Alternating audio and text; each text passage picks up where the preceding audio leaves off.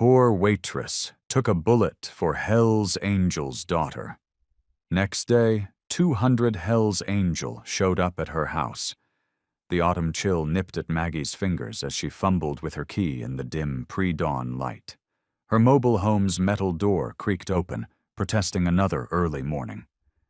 Inside, the familiar musty smell of aged carpeting and yesterday's pot roast greeted her. Mr. Whiskers, her orange tabby, wound between her ankles with an insistent meow. I know, she murmured, reaching down to scratch behind his ears.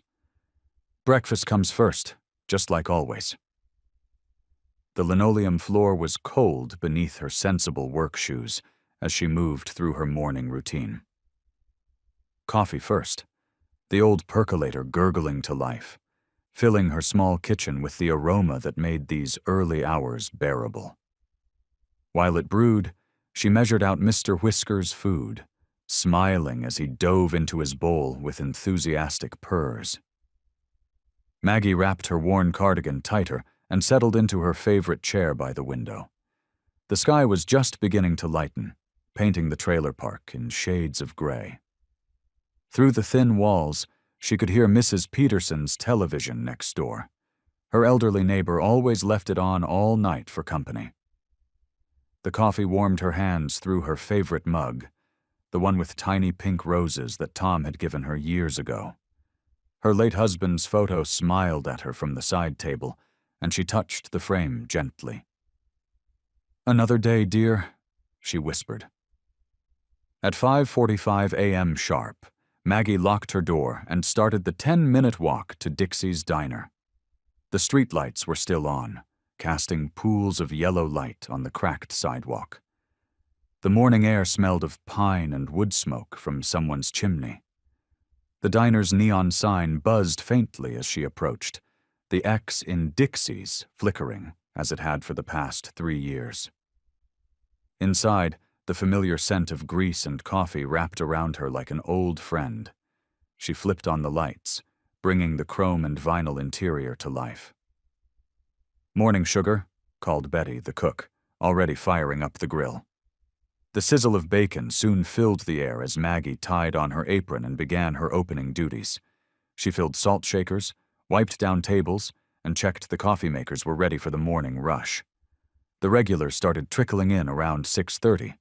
First the factory workers, then the retirees who gathered daily in the corner booth. Maggie knew their orders by heart. Earl's over-easy eggs, Richard's whole wheat toast, no butter, Martha's coffee with 3 sugars. As the morning wore on, the bell above the door chimed, and Maggie looked up from refilling coffee cups. A tall man in a leather vest covered in patches stepped in, holding the hand of a small girl with long, dark hair.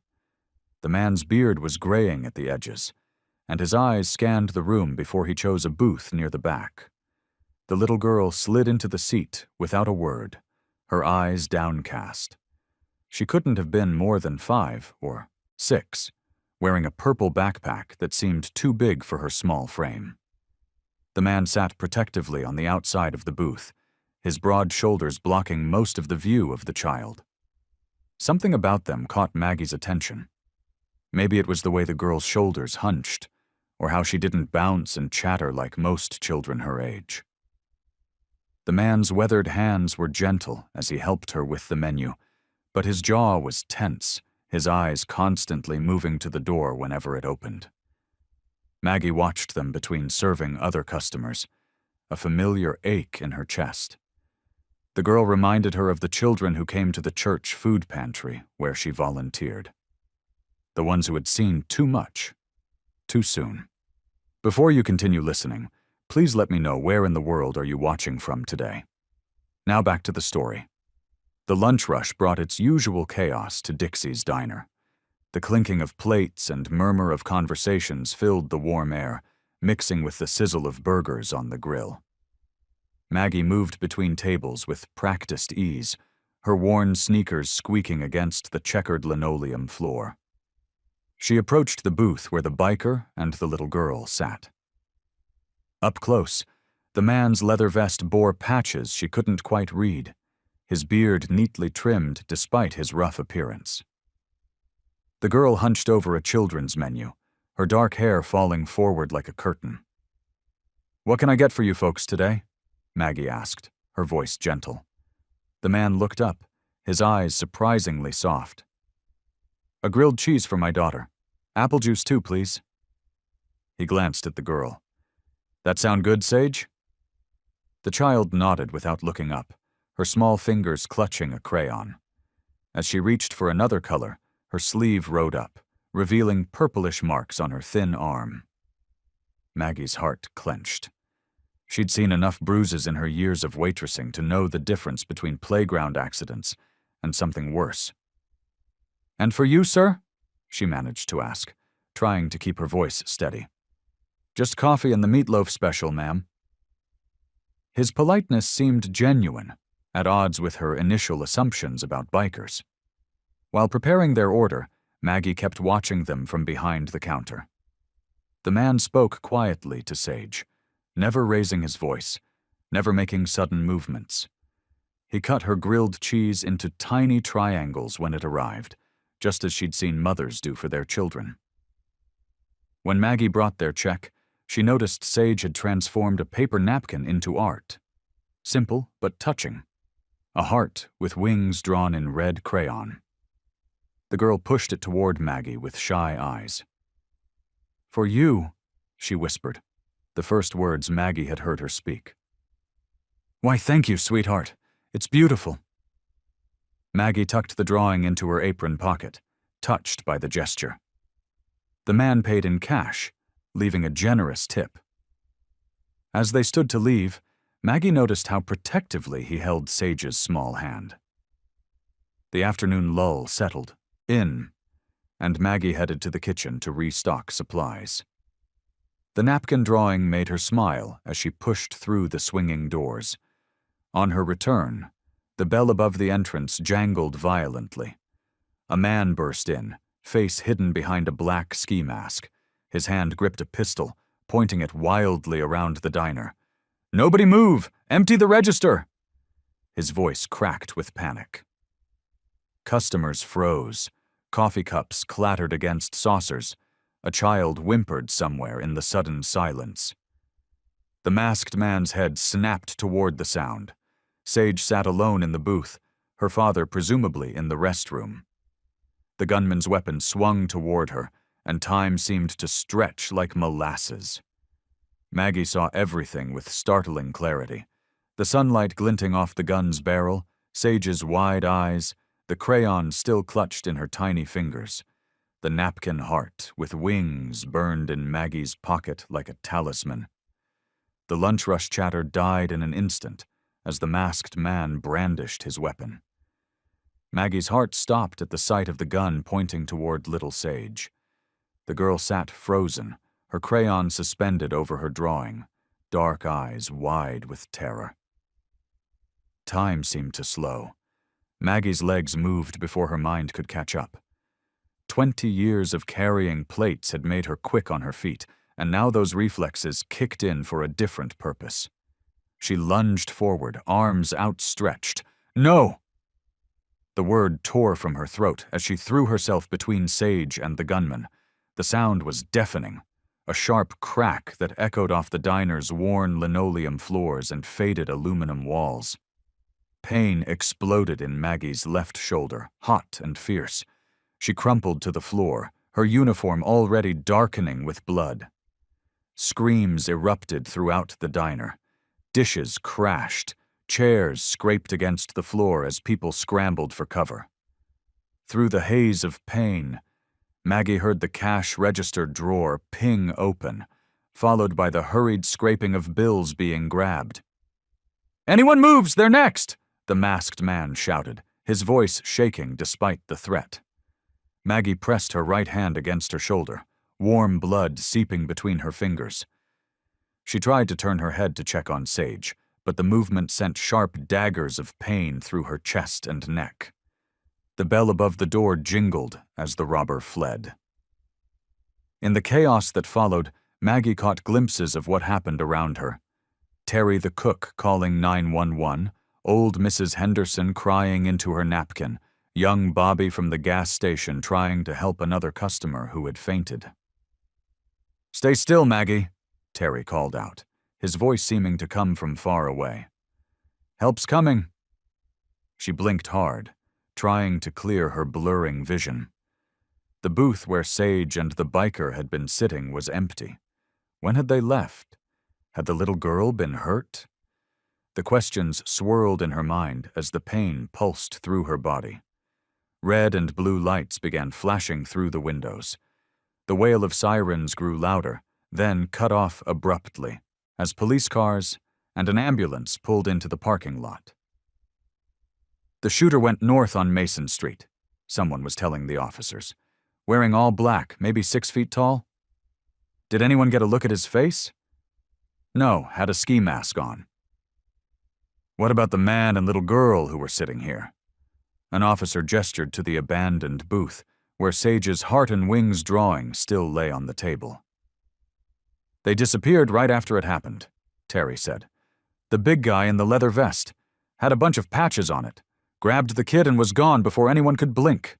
Paramedics knelt beside Maggie, their faces swimming in and out of focus.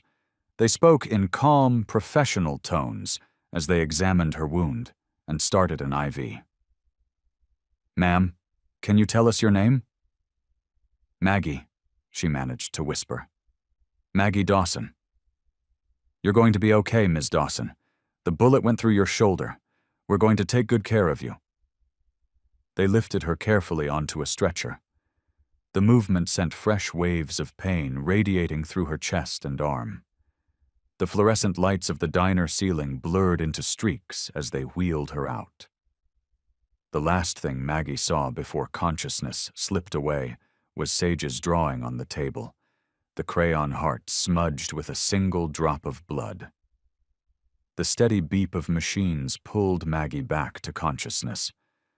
Her eyelids felt heavy, like they were weighed down with sand. The harsh fluorescent lights above made her squint as she tried to focus on her surroundings. "Welcome back, Mrs. Dawson," a gentle voice said. A nurse in blue scrubs adjusted something on the IV stand beside her bed. "How are you feeling?" Maggie tried to shift position, but winced as pain shot through her left shoulder. "Like I've been hit by a truck," she mumbled, her throat dry and scratchy. "More like a bullet," the nurse said, pouring her a cup of water. "But it went clean through your shoulder. You're one lucky lady and very brave, too." Maggie took small sips through the straw, the cool water soothing her parched throat. "The little girl," she whispered. "Is she okay?" "The child wasn't hurt, thanks to you." The nurse checked Maggie's vital signs. "The police want to talk to you when you're feeling up to it. And there are some reporters outside, too." "Reporters?" Maggie's eyes widened. "Why would they want to talk to me?" The nurse picked up a remote and turned on the small TV mounted on the wall. A familiar facade appeared on the screen. Dixie's Diner, now surrounded by police tape. A young reporter stood outside, microphone in hand.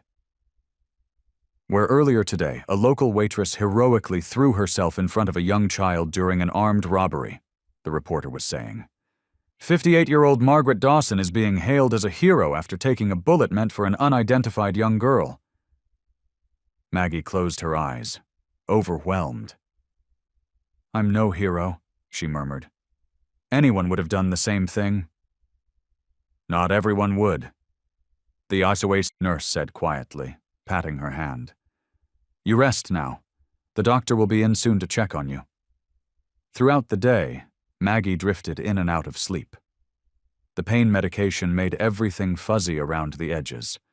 Occasionally, she'd catch glimpses of the news coverage on TV, her picture from last year's church directory, exterior shots of the diner, interviews with regular customers calling her an angel and a blessing to the community.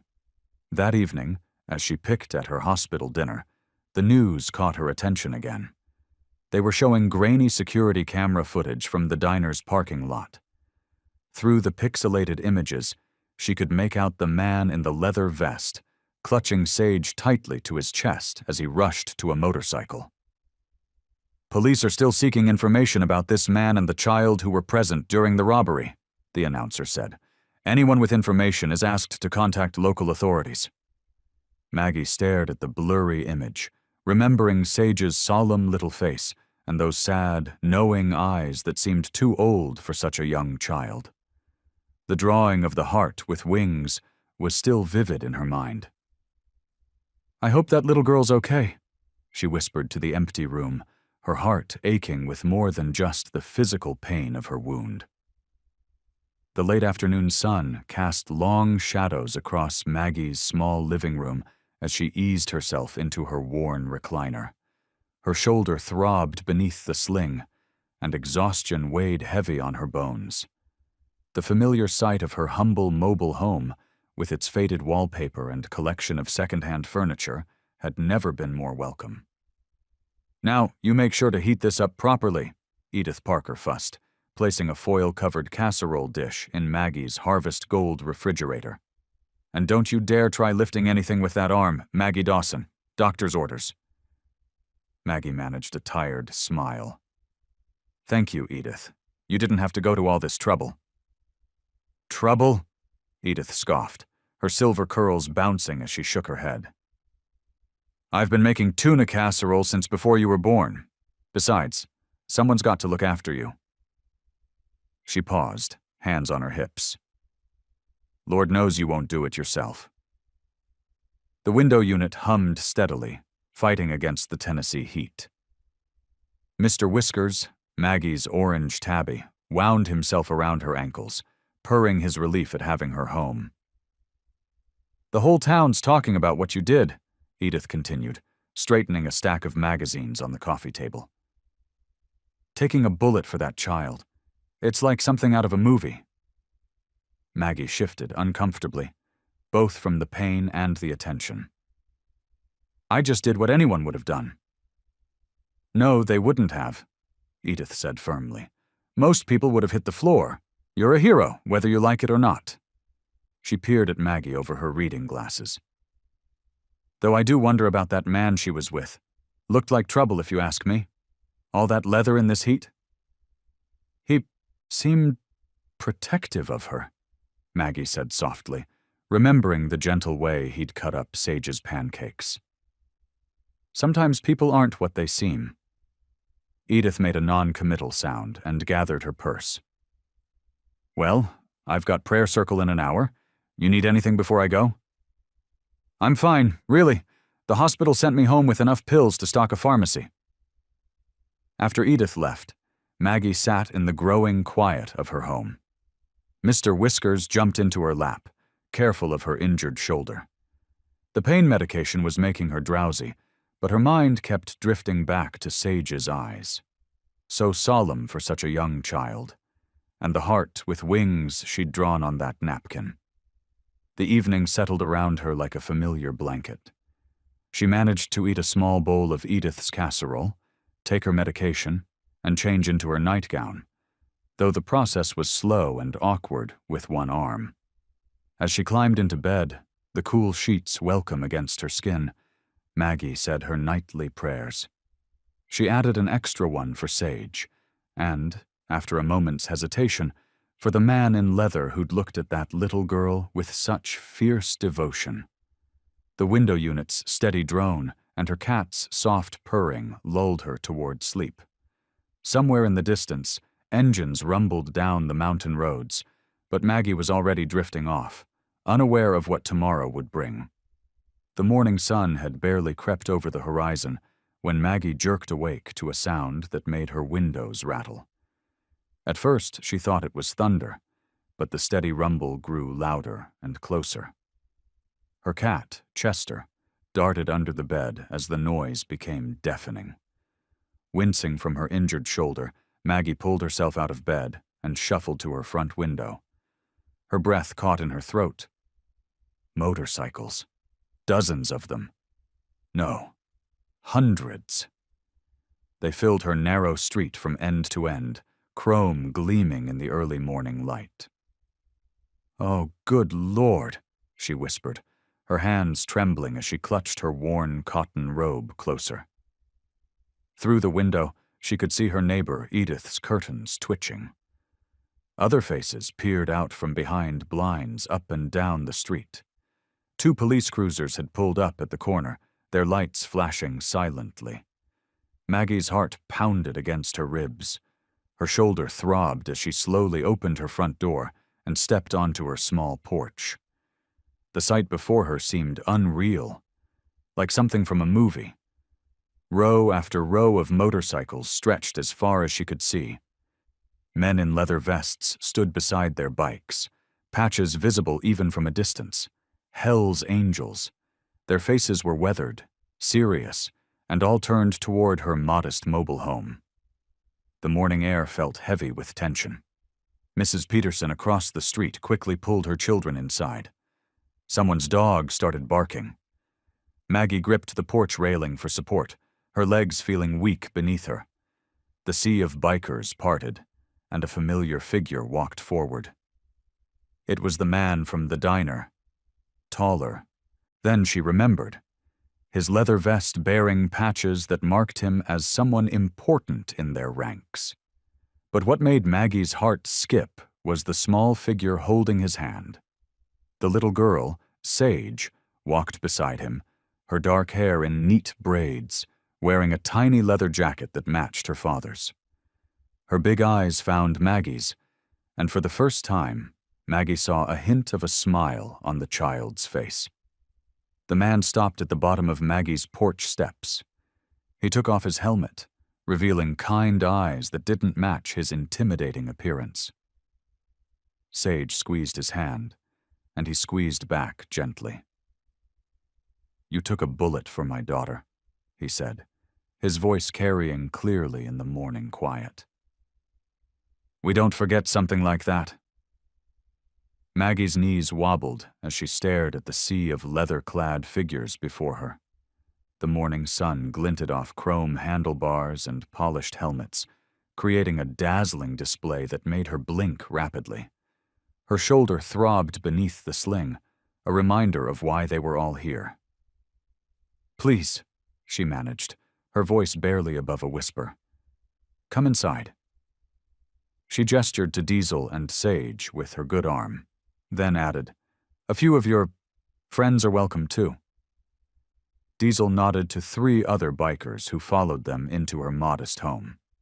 Maggie's cat, Mr. Whiskers, darted under the couch at the sound of heavy boots on the worn linoleum floor. "I'm sorry it's not much," Maggie apologized, suddenly aware of the peeling wallpaper and the dripping faucet she'd been meaning to fix.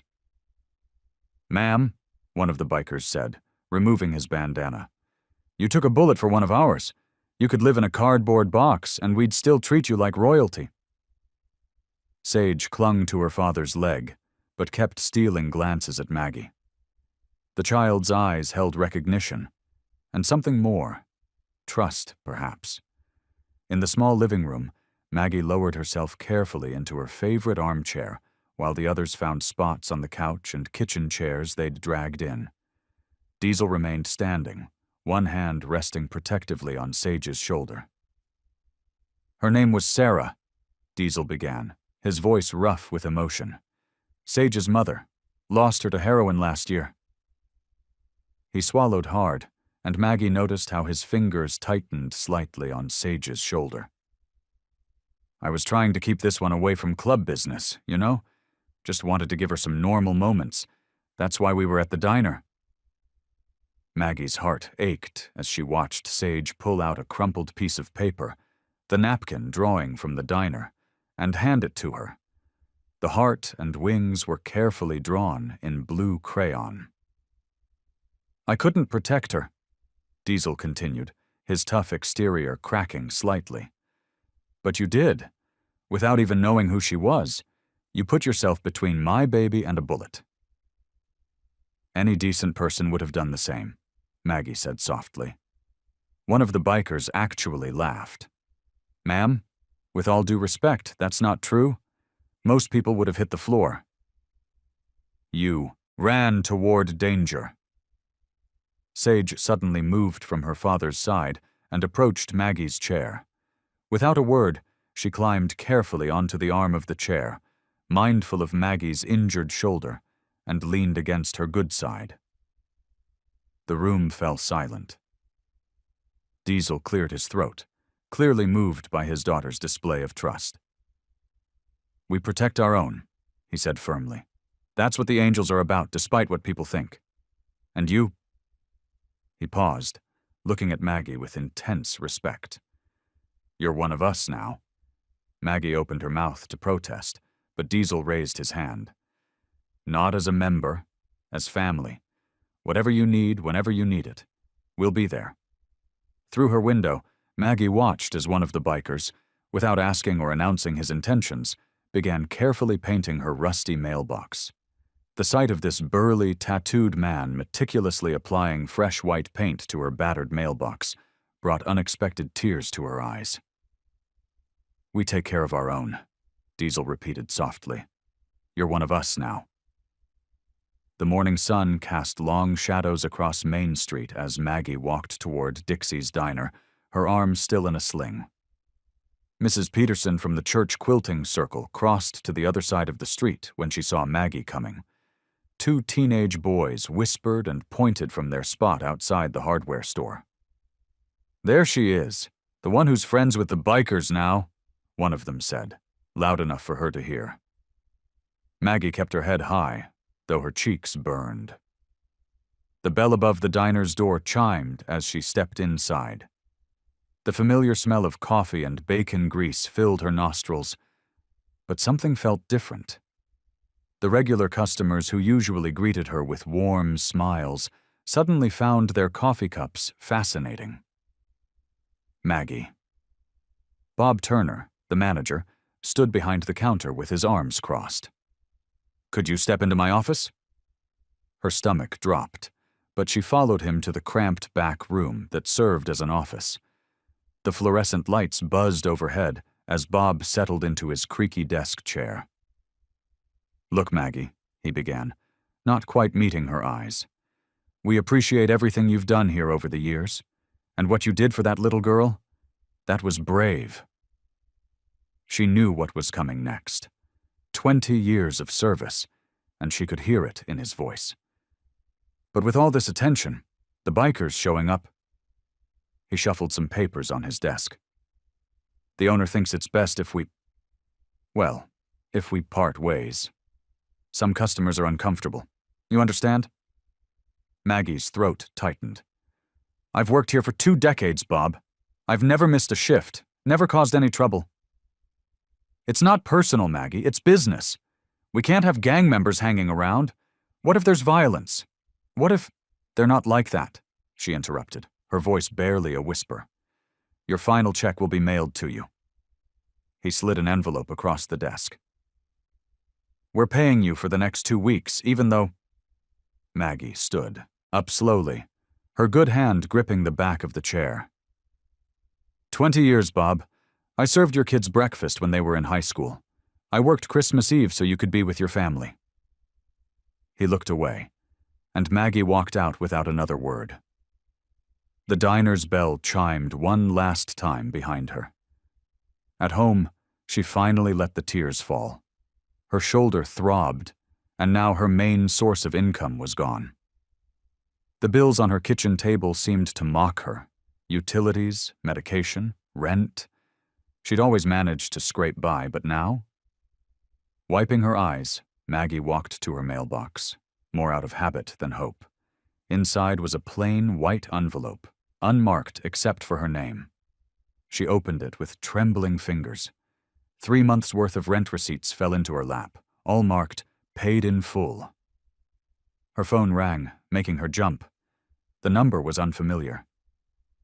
"Hello?" she answered, her voice still shaky from crying. "Maggie?" The deep, gravelly voice was unmistakable. "It's Diesel." The old pickup truck rumbled down a quiet industrial street on the outskirts of town. Maggie sat in the passenger seat, her hands folded nervously in her lap as Diesel drove. The morning sun glinted off chrome and steel as they pulled up to a large brick building with roll-up garage doors. "This is Iron Haven," Diesel said, his voice carrying a hint of pride. "It's not much to look at from the outside, but it's home." Maggie stepped out of the truck, taking in the sight.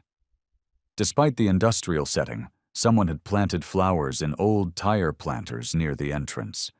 A hand-painted sign showed a motorcycle wrench crossed with an American flag. Inside, the space opened up into something unexpected. One half was indeed a working garage, with motorcycles in various states of repair. But the other half looked more like a community center. Comfortable chairs, a coffee station, and bulletin boards covered with veteran resources and job listings. "We do more than fix bikes here," Diesel explained, leading her through. "A lot of our brothers are vets. They come home, can't find work, can't handle civilian life. We give them purpose, structure, something to belong to." A group of men in leather vests were gathered around a bike, but they straightened up and nodded respectfully as Maggie passed. She noticed their military tattoos, the way they carried themselves. "The front desk has been a mess since Sharon retired," Diesel continued, showing her a small office area. "We need someone organized, someone good with people, someone who can help coordinate our veterans' events and keep the paperwork straight." Maggie ran her hand along the desk, noting the scattered papers and outdated calendars. "I didn't expect," she started, then paused. "People in town, they think we're nothing but trouble," Diesel finished. "Maybe we used to be, but most of us are just trying to do better now, be better, especially for the next generation." His eyes drifted to where Sage sat at a small table in the corner, coloring quietly.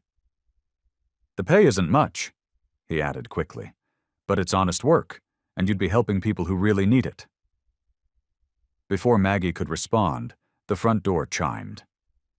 A young man in fatigues walked in, looking lost and uncertain. Diesel nodded to him, but stayed back, watching as Maggie instinctively stepped forward. "Can I help you?" she asked gently. Someone told me to come here," the veteran said, his voice barely above a whisper. "Said you folks might understand." Maggie's heart squeezed. She knew that look, the same one she'd seen in her late husband's eyes after he'd returned from overseas. Without thinking, she guided him to a chair and poured him a cup of coffee. "Why don't you sit down and tell me about it?" she said softly. Diesel watched the interaction with a small smile.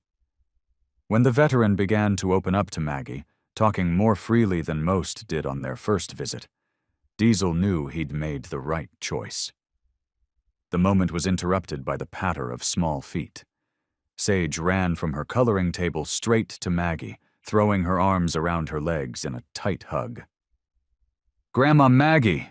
she exclaimed, beaming up with those soulful eyes. Maggie's breath caught at the title. She looked at Diesel, who simply nodded, and then back at Sage's hopeful face. In that moment, her decision was made. "Yes," she said, both to the job offer and to the little girl, hugging her tight. "Yes, I'll stay."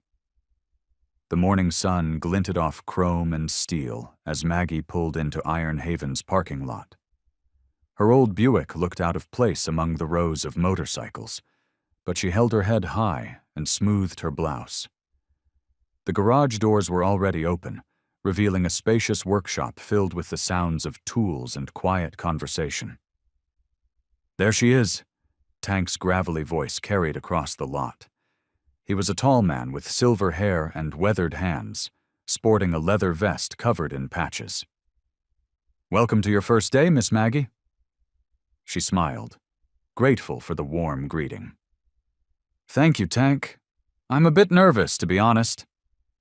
"Ain't nothing to be nervous about," he chuckled, leading her inside. "We're just a bunch of old soldiers and misfits trying to do some good." The garage was bigger than she'd expected. 3 bikes were up on lifts, and men in work clothes moved with purpose between tool chests and workbenches. In one corner, a group of younger men sat in a circle, sharing coffee and stories. A recovery meeting, she realized. Tank introduced her around. "This here's Joey, Marine Corps, 2 tours in Afghanistan, best welder this side of Nashville." A muscular man in his 30s nodded respectfully. "And that's Doc, not a real doctor, mind you, but he can patch up anything with an engine." Throughout the morning, Maggie learned the rhythm of the place.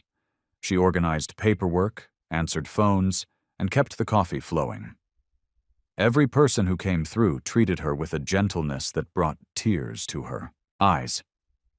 During lunch, Tank pulled out a battered box of dominoes. "You play?" "Not since my Henry passed," she admitted, sitting across from him at a small table. "Well, time to learn again." Tank's hands, despite their size, arranged the pieces with surprising delicacy. "Life's funny, ain't it? Sometimes the best family you find is the one you never expected." They played while Tank told stories about his own journey. Vietnam, lost years, finding purpose in the brotherhood. Other bikers drifted over, offering tips and friendly jokes. Maggie felt the last of her tension melting away. By late afternoon, she'd memorized most of their names and learned that Iron Haven wasn't just a garage, it was a lifeline. Veterans found purpose here. Recovering addicts found support.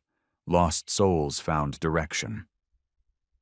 As the day wound down, Diesel appeared with an envelope in his hand. "Got something for you, Maggie." She opened it and gasped. The check was more than double what she'd made at Dixie's. "This is too much," she protested. Diesel shook his head, his eyes soft. "It's what you're worth. Your family now."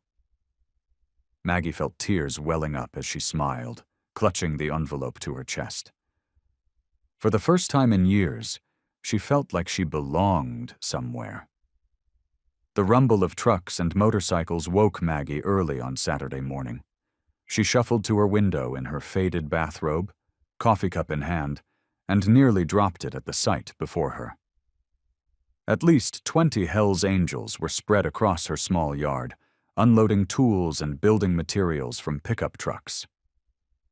"Morning, Miss Maggie," Tank called out, his weathered face breaking into a warm smile as he carried a bundle of shingles toward her roof. "Don't mind us, just doing a little home improvement." Before she could protest, they were everywhere. 2 burly men in leather vests carefully removed her rickety front steps, while others set up ladders against the house. The sound of hammering filled the air as they started replacing loose shingles. "You really don't have to," Maggie began, stepping onto her porch. "Already decided," Diesel said firmly, appearing beside her with a paint roller in his hand. "Your heater's shot, roof's leaking, and this siding hasn't seen fresh paint since Carter was president." Tears welled up in Maggie's eyes as she watched them work. Bobby, a giant of a man with a salt and pepper beard, was carefully installing a brand-new heating unit. Others scraped old paint from the siding, their careful movements betraying years of skilled labor beneath their tough exteriors. "Miss Maggie!" Sage's small voice piped up. The little girl tugged at her robe, holding up a paintbrush. "Can I help too?" "Of course, sweetheart," Maggie said, wiping her eyes. "But first, why don't we make some lemonade for these hard workers?" Throughout the day, Maggie watched in amazement as her worn-down mobile home transformed.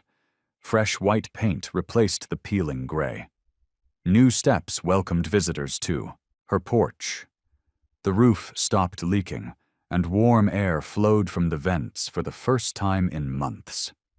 That evening, Maggie insisted on cooking dinner for everyone. She prepared her mother's spaghetti recipe, simple but made with love.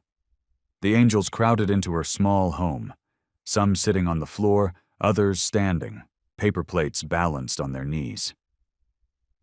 "This is better than my mama's cooking," Tank declared, twirling another forkful of pasta. "And that's saying something because my mama was Italian." Sage sat close to Maggie on the worn couch, her small body growing heavier as sleep began to claim her. The little girl's head gradually drooped until it rested in Maggie's lap.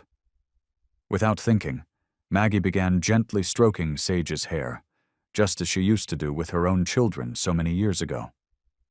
Across the room, Diesel leaned against the wall. His usual stern expression softened as he watched them. His eyes met Maggie's, and in that quiet moment, something unspoken passed between them. A shared understanding of family, of belonging, of how life's greatest gifts often come wrapped in unexpected packages. The little girl sighed contentedly in her sleep, and Maggie continued to stroke her hair, surrounded by the gentle murmur of conversation and the warmth of her newly repaired home. These rough-looking men with their leather vests and tattoos had given her more than just repairs. They'd given her a new family. The morning sun filtered through the stained glass windows of First Baptist Church, casting familiar rainbow patterns across the worn wooden pews. Maggie smoothed her best floral dress, the one she'd worn every Sunday for the past 5 years, and tried to ignore the empty spaces that had suddenly appeared in the pews around her. Mrs. Henderson, who usually sat right next to her, had chosen a spot 3 rows ahead. The weekly church bulletin, normally hand-delivered to Maggie by young Timothy, the usher, had been left in a stack by the door instead. The whispers weren't quite quiet enough to miss. "Running with those motorcycle thugs." What kind of Christian woman? Setting a terrible example. Maggie kept her eyes forward, her hands clasped tightly in her lap. She'd brought her mother's Bible, its pages soft and worn from decades of faithful reading. The familiar weight of it usually brought her comfort, but today it felt heavy with judgment. Sister Martha bustled past, her normally warm smile replaced with a tight-lipped nod. Even the church ladies who'd brought her casseroles after her husband passed now turned their backs when she caught their eye. Pastor Robert stepped up to the pulpit, clearing his throat. "Today's sermon," he announced, carefully avoiding Maggie's section of the church, "is about keeping ourselves unspotted from the world." Maggie's cheeks burned. She'd taught Sunday school in this very building for 15 years. She'd organized more bake sales and prayer circles than she could count. Now, the same people who'd praised her pies and accepted her volunteer hours looked at her like she was a stranger. The final blow came during prayer requests. Mrs. Peterson stood up, her voice carrying clearly through the sanctuary. "We need to pray for those who've lost their way, who've chosen to associate with unseemly elements in our community." Several heads turned toward Maggie. Someone coughed. Another person muttered, "Amen." The weight of their stares became too much. With trembling hands, Maggie gathered her purse and Bible. She stood quietly, trying to make herself as small as possible, and walked down the aisle toward the exit. Every step echoed against the hardwood floor, each click of her sensible shoes a reminder of her shame. The heavy wooden doors creaked as she pushed them open, letting in a blast of warm air. Tears blurred her vision as she stepped outside, but through them, she caught the gleam of chrome in the Sunday morning light. 2 motorcycles were parked at the curb, their riders leaning casually against their bikes. Both wore their leather vests, but they'd clearly tried to dress them up with clean white t-shirts underneath. One held a bouquet of bright yellow daisies wrapped in simple brown paper. "From Sage," the taller rider said, holding out the flowers. "She picked them herself this morning. Well, with a little help." His weathered face crinkled into a kind smile. "Said her Grandma Maggie needed something pretty for Sunday." The flowers trembled in Maggie's hands as she took them, their sweet fragrance rising up to meet her. A small card was tucked among the daisies, decorated with a child's drawing of hearts and what might have been angels' wings. The morning sun cast long shadows across Iron Haven's parking lot as Maggie sorted through the day's mail. Her shoulder still ached sometimes, but it was healing well.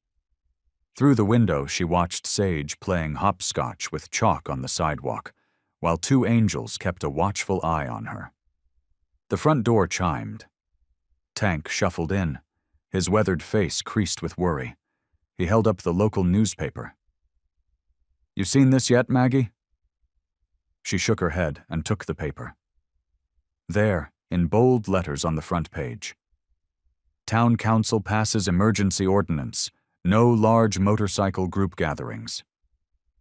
Her heart sank as she read further. The new law banned any gathering of more than 10 motorcyclists within town limits.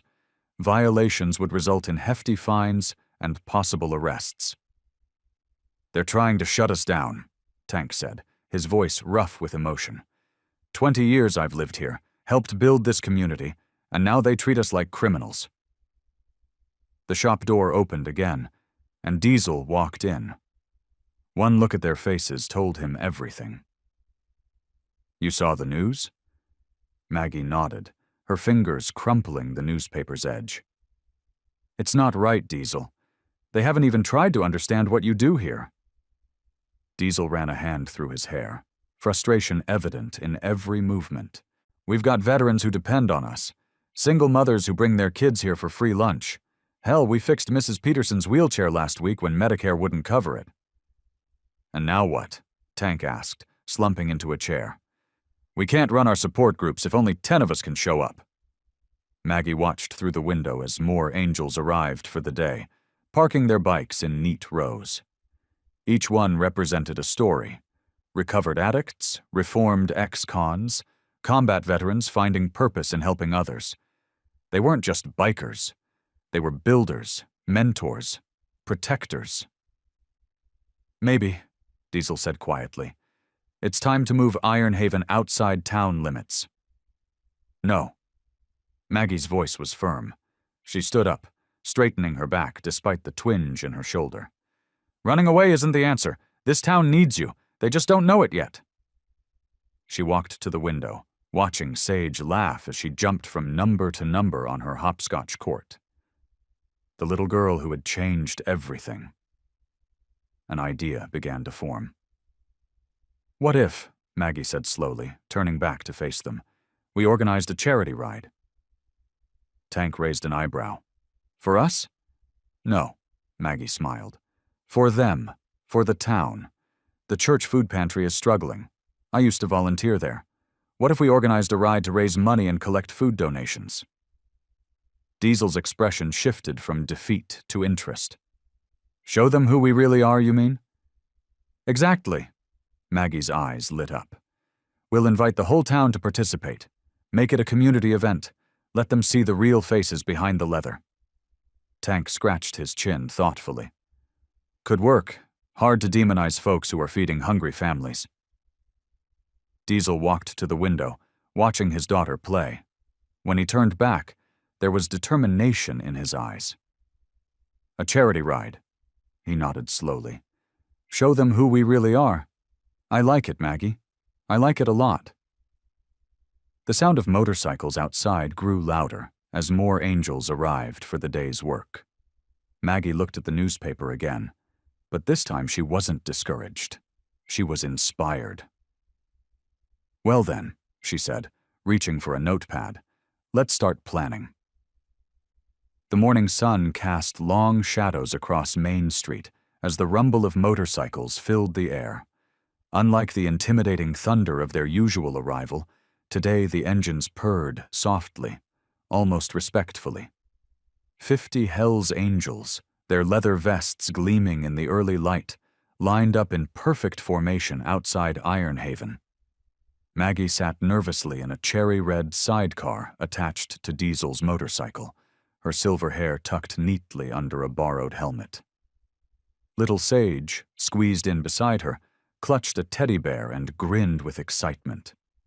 Each bike carried large wicker baskets strapped to their backs, overflowing with canned goods, warm blankets, and children's clothes. "Ready?" Diesel asked, his eyes crinkling at the corners. Maggie nodded, her heart racing. As I'll ever be. The procession began slowly, deliberately.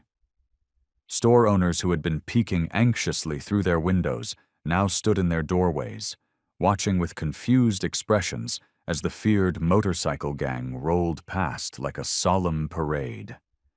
Each rider sat straight and proud, their faces serious but peaceful. "Look, Miss Maggie," Sage pointed at the growing crowd of onlookers. "They're watching us." Maggie waved tentatively at first, then with growing confidence as she spotted familiar faces in the crowd. Mrs. Peterson from the bakery, old Mr. Jenkins who always ordered plain toast. Even some of the church ladies who had turned their backs on her were there, their expressions softening as they saw the baskets of donations. The bikers maintained their dignified silence, letting their actions speak louder than any words could. As they passed the local elementary school, a group of children rushed to the fence, pointing and waving excitedly. One of the riders, Tank, carefully steered his bike closer to toss them a handful of wrapped candies. A local news van pulled up, and a young reporter jumped out with her cameraman. She started filming, her face lighting up as she captured the unexpected scene. Phones appeared in the crowd, recording the unusual sight of leather-clad bikers performing acts of charity. The silence broke when someone started clapping. It was Eddie, the Vietnam vet who ran the hardware store. He stood on his front steps, tears in his eyes, applauding the riders. Like a wave, the clapping spread through the gathering crowd. "God bless you," called out a voice. It was Martha, one of the church ladies who had shunned Maggie just days before. She wiped her eyes with a handkerchief, nodding at Maggie as they passed. As they approached the food bank, the sight took Maggie's breath away. A line of volunteers had formed, ready to help unload the donations. Some faces she recognized from town, others were strangers who had heard about the ride through social media.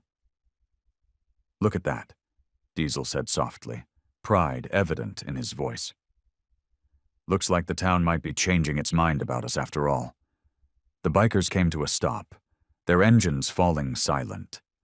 In that moment, as Maggie helped Sage climb out of the sidecar, she saw phones flashing, cameras rolling, and most importantly, faces smiling. The wall between two worlds was beginning to crumble, one act of kindness at a time. The fluorescent lights hummed softly in Iron Haven's back room as Maggie arranged cans of food on metal shelving. Her shoulder still ached sometimes, but she'd gotten used to working through it. Diesel handed her another box, their fingers brushing briefly as she took it. "These shelves are getting full," Maggie said, smoothing her apron. "I never thought we'd get so many donations after the ride." "People surprise you sometimes," Diesel replied, his voice gravelly but gentle.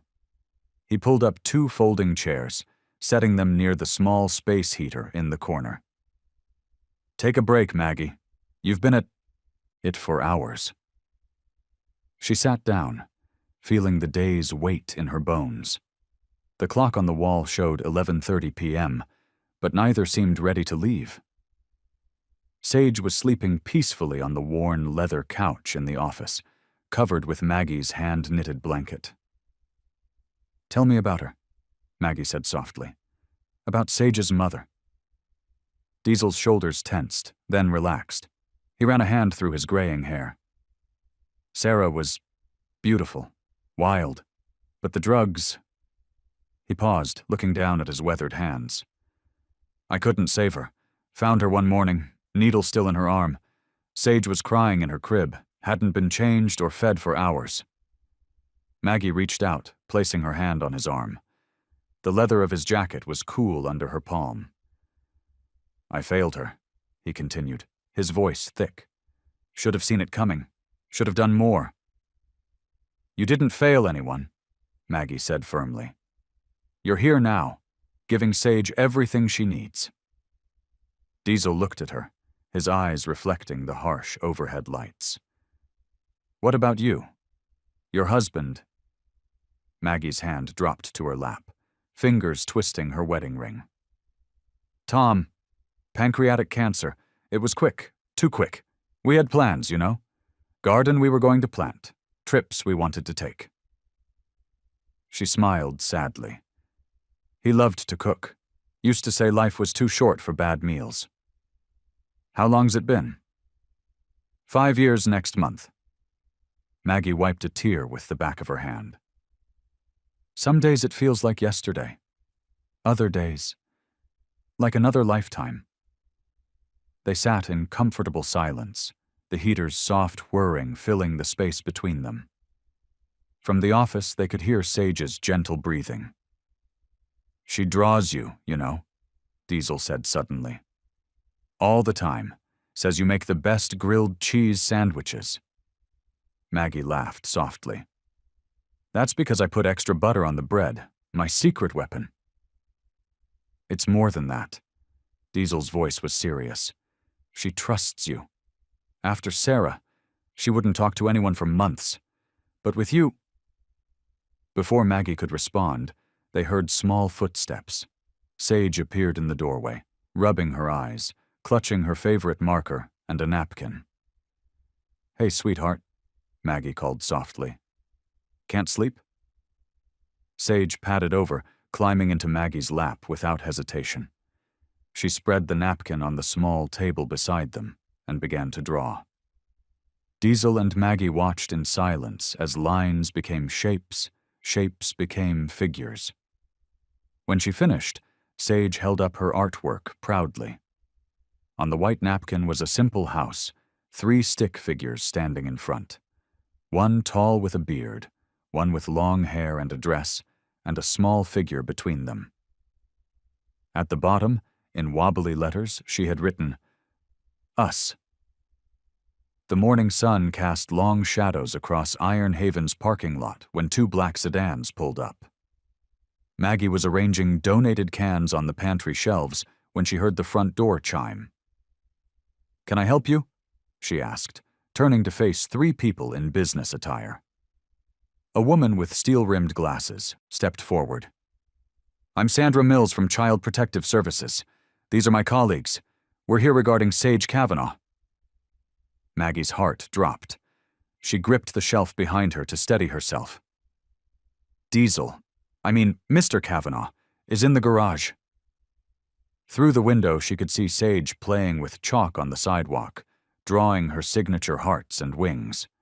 The social worker's heels clicked against the concrete floor as they headed toward the garage.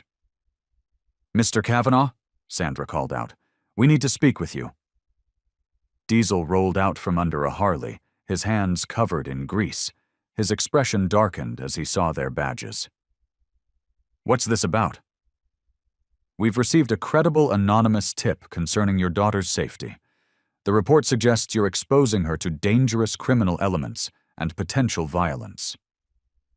"That's ridiculous," Maggie interjected, moving closer. "Diesel is an excellent father." Sandra's expression remained neutral. "Ma'am, please step back. This is a formal investigation." She turned to Diesel. "We'll need to take Sage into temporary protective custody while we conduct our review." "Like hell you will," Diesel growled, but his voice cracked. "Mr. Kavanaugh, if you resist, we'll have to involve law enforcement. Please don't make this harder than it needs to be." Maggie watched as all the fight drained from Diesel's face. He knew this system. One wrong move would only make things worse. "Can I—" His voice was barely a whisper. "Can I say goodbye?" Sandra nodded. Diesel walked outside, kneeling beside Sage. Maggie's heart shattered as she watched him try to explain to his little girl why she had to go with these strangers.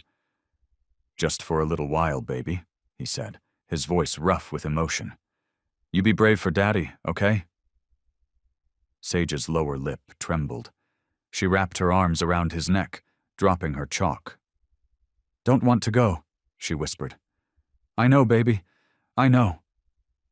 Diesel held her tight, then slowly released her into Sandra's waiting hands. Sage began to cry as they led her to the car. "Daddy! Grandma Maggie!"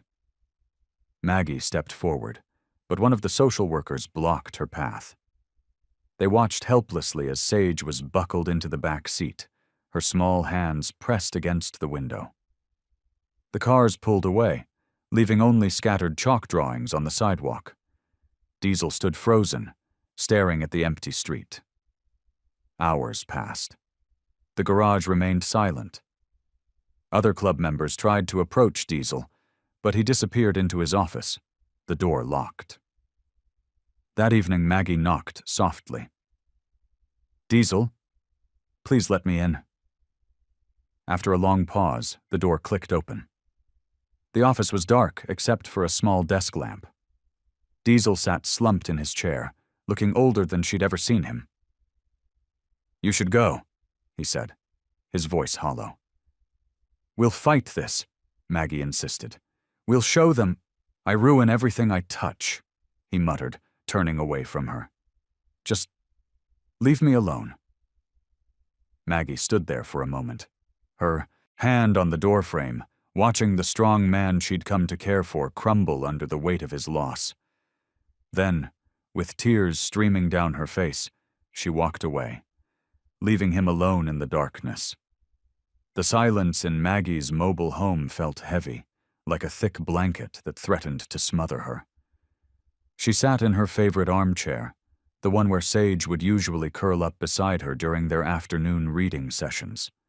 Now it felt too big, too empty. The rumble of motorcycles that had become a comforting background noise over the past weeks was gone. The street outside was eerily quiet, save for the occasional passing car and the whisper of autumn leaves skittering across her newly painted porch. Maggie picked up her phone for what felt like the 100th time that morning. Her shoulder ached as she dialed the number for Child Protective Services again, pressing each number with trembling fingers. "Tennessee Child Protective Services. How may I direct your call?" "Hello, this is Margaret Dawson. I'm calling about Sage Kavanaugh. I just want to know if she's okay." Her voice cracked slightly on the last word. "I'm sorry, ma'am, but we cannot release any information about ongoing cases to non-family members." "Please," Maggie whispered.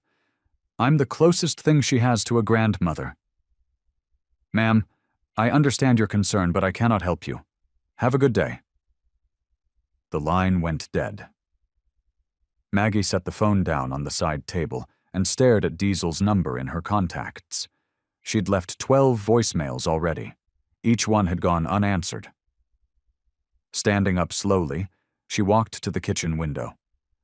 The flower box the bikers had installed was full of bright marigolds that Sage had helped plant. "Orange is the happiest color," the little girl had declared that day, her small hands covered in dirt. Maggie's eyes burned with unshed tears. She opened her purse to grab a tissue and froze. There, tucked in the side pocket, was one of Sage's napkin drawings she'd forgotten about. Her hands shook as she carefully unfolded the crumpled paper. In Sage's wobbly handwriting, 3 simple words stabbed straight to Maggie's heart. "Don't let go, Grandma."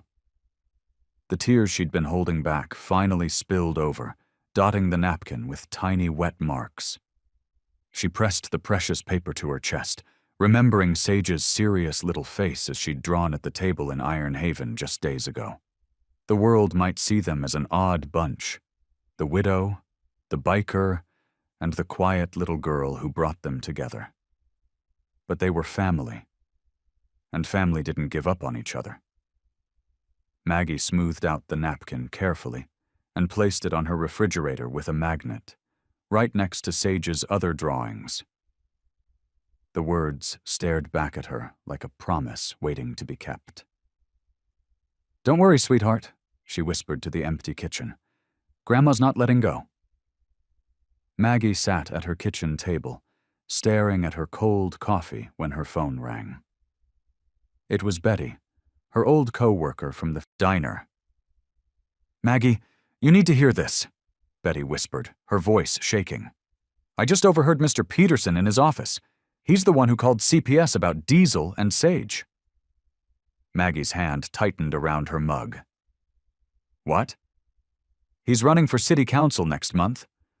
I heard him on the phone bragging about how getting rid of the biker menace would win him the law and order vote." Betty's voice cracked. "He said he'd make sure that little girl never came back." The coffee mug slipped from Maggie's trembling fingers, shattering on the linoleum floor. She barely noticed the hot liquid soaking her slippers. "That man," Maggie's voice was barely a whisper. "He's using an innocent child as a political tool?" "There's more," Betty continued. "Remember Tank, that older biker who always ordered the chicken fried steak? Peterson's been telling people the Angels are drug dealers. But Tank told me once how Diesel helped him get clean, got him his job back at the steel mill." Maggie grabbed her purse and car keys. "Betty, I need you to tell me everyone you know who's been helped by Diesel or the Angels." "Well, there's old Mr. Jenkins. They fixed his roof for free last winter. And Sarah at the grocery store, they helped pay for her son's rehab." As Betty listed names, Maggie scribbled them down. Her hand was shaking, but her resolve was firm. "Keep talking, Betty. I'm going to need every single name." For the next 3 hours, Maggie drove around town in her old Buick, knocking on doors. At each stop, she heard another story about Diesel and the Angels' quiet acts of kindness. Mrs. Rodriguez showed Maggie pictures of her new wheelchair ramp, built by the bikers one Saturday morning. "They wouldn't take a penny," she said, signing Maggie's petition with a flourish. At the Veterans Center, 3 former Marines detailed how Diesel had created a support group for PTSD sufferers. "He saved my life," one admitted, adding his signature to the growing list. The high school guidance counselor revealed how the Angels had started a secret scholarship fund for at-risk teens. "5 kids in college now because of them," she said, signing her name.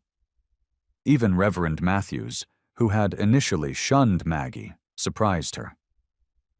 "Diesel never wanted credit," he said quietly, "but he's been leaving groceries on struggling families' porches for years. Anonymous, of course." He took the petition and signed it.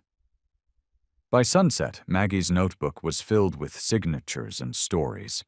Each name represented someone whose life had been touched by the quiet kindness of the man everyone feared. She sat in her car, reading through the pages of testimonials, her vision blurring with tears. Her phone buzzed. A text from Betty. "Peterson's holding a campaign meeting tomorrow, calling it Taking Back Our Town." Maggie looked at her notebook and typed back. "Let him try. I've got 200 witnesses who say different." She started her car, the petition safe in her bag, ready for tomorrow's court hearing. The family courthouse buzzed with whispered conversations as Maggie smoothed her one good dress, the one she usually saved for Easter Sunday. Her hands trembled slightly as she watched Sage sit quietly between 2 social workers, the little girl's eyes fixed on her shiny black shoes. Diesel sat at the defendant's table, his leather vest replaced by a crisp white shirt that seemed to make him uncomfortable. He kept tugging at the collar, his attorney gently touching his arm to make him stop. "First witness," the judge announced, peering over his glasses. Maggie stood, her heart pounding. She walked to the witness stand, placed her hand on the Bible, and swore to tell the truth. The courthouse seemed too big, too formal, but she found her voice. "I've seen how Diesel is with Sage," Maggie testified, her voice growing stronger. "That child has never known such love and protection. He reads to her every night, checks her homework, makes sure she eats her vegetables." She smiled softly. He even learned to braid her hair. Next came Samuel Cooper, a Vietnam veteran with a silver star pin on his jacket. He walked with a cane but held his head high. "That man," Samuel pointed to Diesel, "helped me when no one else would.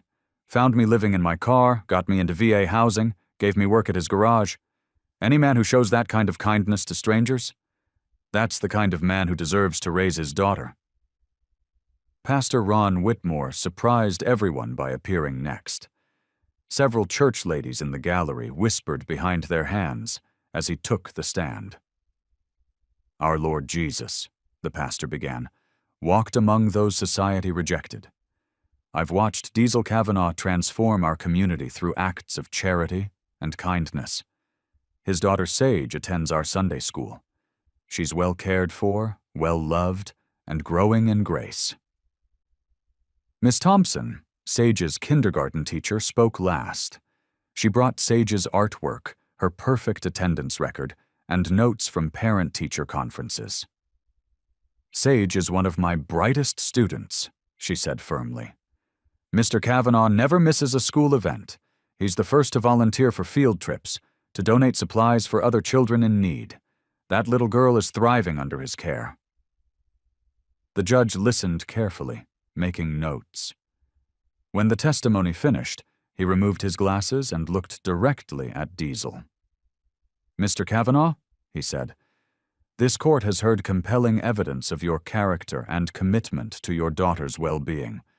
While your association with the Hells Angels raises some eyebrows, your actions speak louder than any prejudice against your lifestyle." The courtroom held its breath. "It is the finding of this court that Sage's best interests are served by remaining in your custody. Case dismissed." The gavel's crack echoed through the room. Sage's face lit up like Christmas morning. She wiggled free from the social workers and ran across the courtroom, her Mary Janes clicking on the floor. Diesel dropped to one knee, catching her as she launched herself into his arms. "Daddy," she whispered, burying her face in his neck. Maggie stood off to the side, dabbing at her eyes with a tissue as she watched father and daughter hold each other tight. Her tears fell freely now, but these were different from the ones she'd shed in worry and fear. These were tears of joy, of relief, of love restored. Maggie sat at her kitchen table with Diesel, surrounded by scattered blueprints and renovation plans. The morning sun streamed through her window, catching the silver in her hair as she pointed to different sections of the old warehouse they'd bought on Main Street. "If we put the veterans' counseling rooms here," she traced her finger along the paper, "and the children's play area over there, we could fit the senior social space right in the middle." Diesel nodded, his usual stern expression softened by purpose. "The boys can handle most of the construction work. Tank used to be a contractor before joining the Marines." "And I've got church ladies actually asking to volunteer now," Maggie said with a gentle laugh. "Amazing what a difference a few months can make." Outside, motorcycles rumbled up her driveway. Through the window they watched as Angels began unloading tools and construction materials from their bikes and pickup trucks. Some carried lumber, others wielded toolboxes.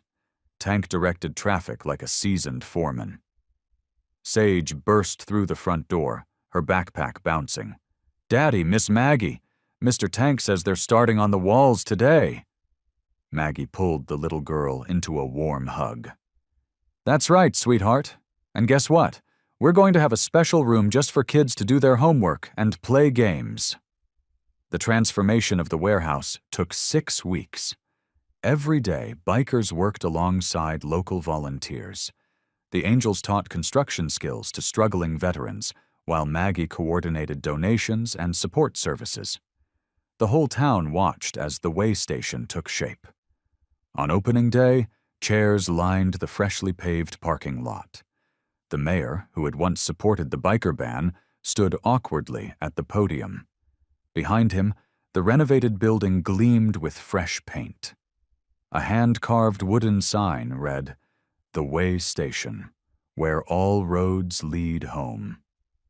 The crowd was a striking mix. Leather-clad bikers sat next to elderly church ladies.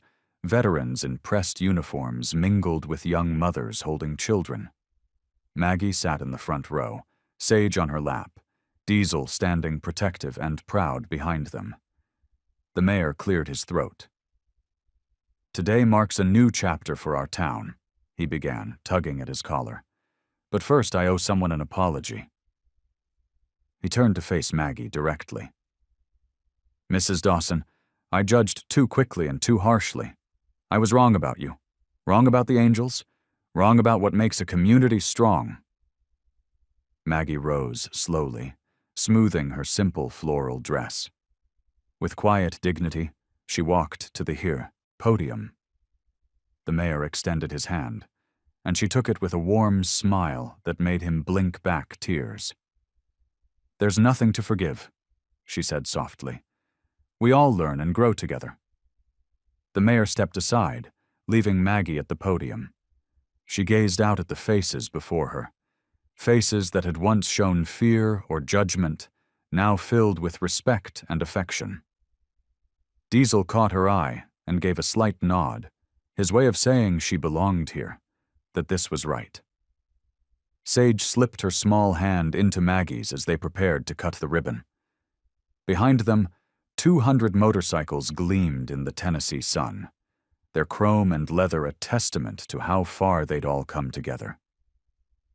The afternoon sun cast long shadows across the newly painted building. The fresh coat of cream-colored paint made the old warehouse look almost dignified, with its red trim and wide windows letting in streams of golden light. Inside, Maggie ran her hand along the smooth surface of a freshly installed counter, still amazed at how quickly the angels had transformed the space. Diesel walked up beside her, his boots echoing on the polished concrete floor. He'd traded his usual leather vest for a clean work shirt, though his arms still showed the familiar tattoos that told stories of his past. "Got something to show you?" he said, pulling out a rolled-up paper from his back pocket. As he spread it across the counter, Maggie could see it was a design for the building's sign. There, in elegant script, were the words, "Maggie's Haven, where hope finds a home." Maggie's throat tightened. "Oh, Diesel, no," she whispered, shaking her head. "I can't accept that." "Course you can," he insisted, his voice gruff with emotion. "None of this would exist without you. You took a bullet for my little girl without even knowing who she was. You showed this town what real courage looks like." Maggie touched the paper gently, tracing the letters with her finger. "But that's exactly why it shouldn't be named after me. This place, it's about something bigger than any one person." Through the window, they could see Sage playing in the small garden the angels had planted. She was showing another little girl how to water the newly planted flowers, her face bright with purpose. "Look at her," Maggie said softly. "She's the reason all this happened. She brought us together, brought this whole community together. And there are so many other children out there like her, needing a safe place." Diesel followed her gaze, his expression softening as he watched his daughter. "What if we called it Sage House?" Maggie suggested, turning to face him. "Not just for your Sage, but for what she represents. Hope, new beginnings, second chances." Diesel was quiet for a long moment, watching his daughter through the window. When he finally spoke, his voice was thick with emotion. "Sage House," he repeated slowly. "A place for second chances," Maggie added. "Because that's what we're really offering here, isn't it? Whether it's veterans finding their way back, families needing support, or bikers proving they're more than their reputation." Diesel nodded, pulling out a pen. He flipped the paper over and began sketching. His hand moved quickly, confidently, as if he'd been waiting for this moment. When he finished, he turned the paper toward Maggie. The new design was simpler, but somehow more powerful. "Sage House, a place for second chances." Maggie felt tears welling up in her eyes. "It's perfect," she whispered. Through the window, Sage looked up and waved, her smile radiant in the afternoon sun. Behind her, several angels were setting up the frame, where the sign would soon hang, their leather vests catching the light as they worked. The late afternoon sun cast long shadows across Maggie's freshly painted porch. The sound of laughter and conversation filled her small yard, where chrome motorcycles now parked neatly alongside sensible sedans and pickup trucks. Inside the modest kitchen, Maggie watched as Sage carefully placed each fork next to the mismatched plates they'd collected over the past months. The little girl's tongue poked out in concentration as she made sure each setting was perfect. "Like this, Grandma Maggie?" Sage held up a napkin she'd folded into a triangle. "That's beautiful, sweetheart." Maggie's heart warmed at the title that had become so natural. "Why don't you put the flowers in the middle of the table?" Through the window, she could see Diesel at the grill, his leather vest replaced by a "Kiss the Cook" apron Tank had given him as a joke. He was turning burgers while talking with two other angels about the community center's upcoming programs. The screen door creaked open as Mrs. Jenkins from the church walked in, carrying a covered dish. "I brought my famous potato salad," she announced, no longer hesitant to enter a home frequented by bikers. "Right next to the coleslaw, Martha," Maggie directed with a smile. The kitchen counter was already crowded with casseroles and desserts. Tank's wife, Susan, arrived next, her gray hair freshly styled, followed by 3 more angels and their families. The house filled with the comfortable buzz of conversation and the clinking of ice in glasses of sweet tea. "Need any help, honey?" Edith appeared at Maggie's elbow, looking around the crowded kitchen with approval. It was hard to believe this was the same woman who'd once peered suspiciously through her curtains at the bikers. "Could you help Sage with the drinks?" Maggie asked, pulling another batch of rolls from the oven. Outside, more neighbors were arriving. The Henderson family from down the street, old Mr. Peterson, who taught veterans woodworking classes at Sage House, and even young Tommy, who'd gotten his first job at the center's coffee shop. Diesel came in from the grill, balancing a platter of burgers. "Food's ready," he called out, and people began filling plates, bikers and church ladies and veterans all mingling, together, as if it had always been this way. Sage tugged at Maggie's sleeve. "Can I sit between you and Daddy?" "Of course, sweet pea." Maggie helped her into her chair, catching Diesel's warm glance across the table. The conversation flowed easily. Stories about Sage House's latest success stories, plans for the upcoming holiday fundraiser, and reminiscing about how much had changed since that day at the diner. Nobody mentioned the word gang anymore when talking about the angels.